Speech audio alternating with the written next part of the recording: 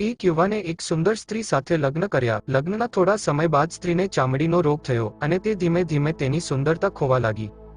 એક દિવસ સ્ત્રીનો પતિ એક પ્રવાસ પર ગયો અને જ્યારે પાછો ફરી રહ્યો હતો ત્યારે રસ્તામાં તેનો ભયંકર અકસ્માત થયો અને તેને પોતાની બંને આંખો ગુમાવી દીધી.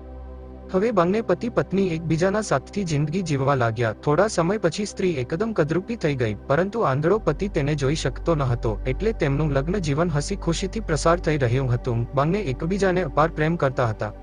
એક દિવસ સ્ત્રી મૃત્યુ પામી. તેની અંતિમ યાત્રામાં ઘણા મિત્રો આવ્યા હતા. ત્યારે એક મિત્રએ કહ્યું કે હવે તું એકલો જીવન કેવી રીતે જીવી શકીશ? તારી પત્ની હતી જે રોજ તારું ધ્યાન રાખતી.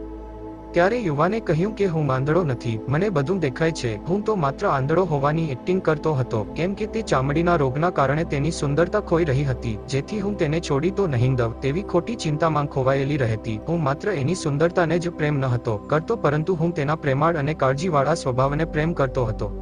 જો તમે આ વાર્તાને બીજા લોકો સુધી પહોંચાડવા માંગતા હોય તો આ વિડીયોને લાઈક કરો, જેથી યુટ્યુબ આ વિડીયોને બીજા લોકો સુધી પહોંચાડે. અને વાર્તા સારી લાગી હોય તો અમારી ચેનલને સબસ્ક્રાઇબ કરો.